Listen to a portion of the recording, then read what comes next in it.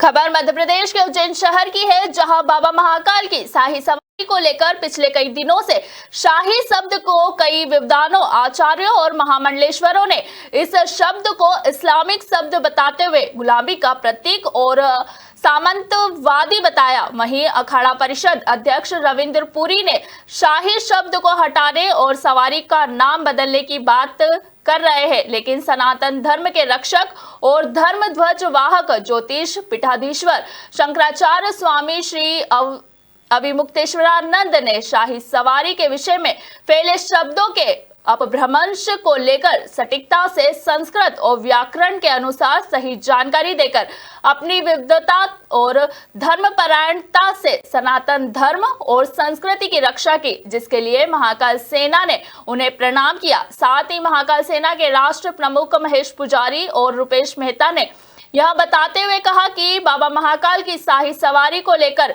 जीवन विद्वानों प्रतिक्रिया की वास्तविकता में उन्हें सनातन धर्म, संस्कृति, वेद, पुराण, हिंदी, व्याकरण और संस्कृत के मूल शब्दों का अनुभव ही नहीं है और कहा महाकाल मंदिर की परंपरा और मर्यादा से संबंधित धार्मिक जानकारी के लिए केवल शंकराचार्य और मंदिर के पुजारियों से ही बात की जाए।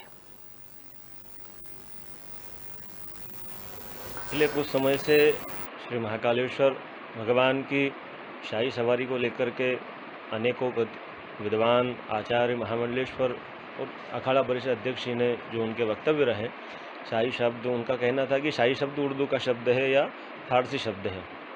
लेकिन अभी हाल ही में हमारे पूज्यपाद शंकराचार्य श्री अविमुक्तेश्वरानंद जी ने जो शाही सवारी को लेकर के जो शब्दों का अपभ्रंश हुआ है, उसको पूरे संस्कृत साहित्य के हिसाब से, व्याकरण के अनुसार जो उसका स्पष्टीकरण दे करके कहा है कि शाही सवारी उपयुक्त है और इसे बदला नहीं जाना चाहिए। तो महाकाल सेना की ओर से सबसे पहले हम उनका धन्यवाद करते हैं और उनको प्रणाम करते हैं। साथ ही प्रश्न यह भी उठता है कि जो अखाड़ा परिषद के अध्यक्ष महोदय ने या महामंडलेश्वर आदि जो जिनके वक्तव्य आते रहें, वह भी कुछ पिछले कई सालों से या अनादिकाल से शाही स्नान कर रहे हैं, सिंहस्थ के समय में, महाकुंभ के समय में, अलग अलग जगहों पर। तो जब उन्हें शाही स्नान करना याद होता है तो उस समय इस शब्द की या उर्दू शब्द की या फारसी शब्द की याद क्यों नहीं आई? सिर्फ केवल अभी इस शब्द का उपयोग या इसे कंट्रोवर्स क्यों किया गया, तो हम उससे जानना चाहते हैं। दूसरा ये कि महाकालेश्वर मंदिर प्रबंध समिति को भी इस बात का ध्यान रखना चाहिए कि केवल उन्हीं लोगों को जो इसका ज्ञान रखते हों, जैसे आदि शंकराचार्य, जैसे शंकराचार्य जी रहे, मुक्तेश्वरानंद जी और भी शंकराचार्य देश में जो आचार्य पीठ के मुख्य हैं वो, और महाकालेश्वर मंदिर के जो पुजारीगण हैं, उन्हीं के संज्ञान में ला करके परंपराओं का, मर्यादाओं का और जो धार्मिक व्यवस्थाओं का है उसका संज्ञान लेना चाहिए और उन्हीं से चर्चा करनी चाहिए। बाकी अन्य से आवश्यकता नहीं पड़ना चाहिए, क्योंकि वे स्वयं अपने आप में ही उस परंपराओं से, उन मर्यादाओं से और उस व्यवस्था के भाग होते हैं। और शंकराचार्य जी तो स्वयं एक अपने आप में दिव्य हैं, क्योंकि उनके कहने से एक शब्द से जो कंट्रोवर्सी हो रही थी उसका उन्होंने जिस प्रकार से विश्लेषण कर हिंदू समाज के सामने, सनातन धर्म को मानने वालों के सामने रखा है, हम उनका बहुत बड़ा आभार करते हैं, उनको प्रणाम करते हैं। पिछले कुछ समय चलिए खबरों में अब आगे बढ़ते हैं। उज्जैन में गणेश चतुर्थी पर्व को लेकर लोगों में उत्साह, खुशी देखने को मिल रही है। वहीं लोगों ने बताया कि इस बार अलग अलग प्रकार की आकर्षक गणेश प्रतिमा बनाकर तैयार की गई है, जिसकी मार्केट में सबसे ज्यादा डिमांड उठ रही है। शिव प्रजापत ने जानकारी देते हुए बताया कि 25 सालों से गणेश जी की मूर्ति बनाने का काम कर रहे हैं। गणेश चतुर्थी से 4 महीने पहले से ही मूर्ति बनाने का काम शुरू कर दिया जाता है। गणेश चतुर्थी का पर्व 7 सितंबर को मनाया जाएगा। भगवान श्री गणेश को समर्पित यह पर्व गणपति बप्पा के जन्मोत्सव के रूप में मनाया जाता है। साथ ही साथ उन्होंने कहा कि सनातन धर्म में भगवान गणेश प्रथम पूज्य माने जाते हैं और यह भी कहा कि हर साल उन्हें नगर निगम कर्मचारी परेशान करते हैं, जिससे उनका व्यापार व्यवसाय ठीक से नहीं चल पाता, जिससे बाद मूर्ति बनाने वाले ने प्रशासन से सहयोग की अपील की।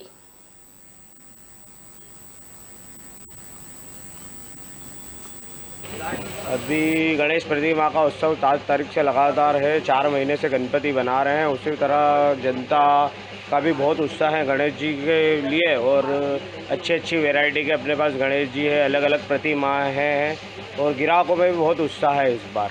कितने प्रकार के गणपति बनाए आपने? बहुत सारे प्रकार के गणपति अपने कने, बहुत सारी तरह की वैरायटी है, अलग अलग तरह के गणेश जी है, अलग अलग तरह के माल है, सब बढ़िया है और ग्राहकों में भी बहुत उत्साह और बढ़िया है।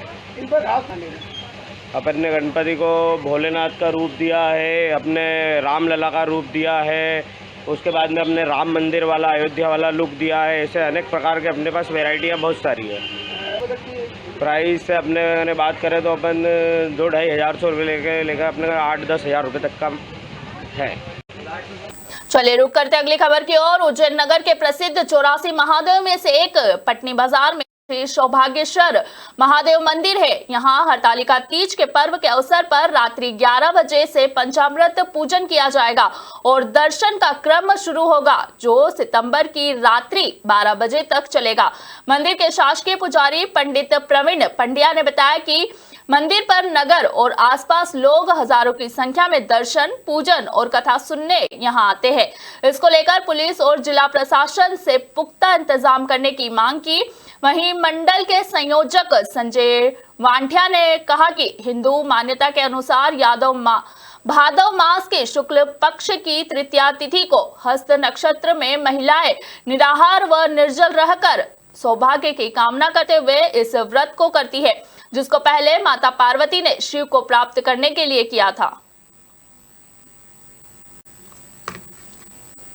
यह हरतालिका तीज का व्रत है और 5 सितंबर 2024 रात्रि 12 बजे से यहाँ पर जो है महिलाओं की लाइन लगना शुरू हो जाएगी।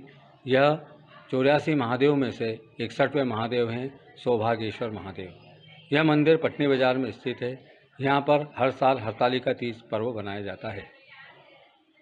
इस पर्व को महिलाएं अखंड सौभाग्य की प्राप्ति के लिए बनाती है तथा कुंवारी स्त्रियां योग्य वर प्राप्त करने के लिए बनाती है। जिस प्रकार पार्वती जी को उनकी सहेली हर कर ले गई थी, इसी कारण इस व्रत का नाम हरतालिका हुआ। इस हरतालिका व्रत के रोज़ महिला निर्जल कुछ भी अन्न ग्रहण वगैरह कुछ नहीं करती है और 4 प्रहर की पूजा करके रात्रि में जागरण करके भगवान भोलेनाथ का सानिध्य प्राप्त करती है। उनसे उनकी सभी मनोकामना पूर्ण होती है। यह हरतालिका तीज का व्रत है और 5 सितंबर 2024 रात्रि 12 बजे से यहाँ पर जो है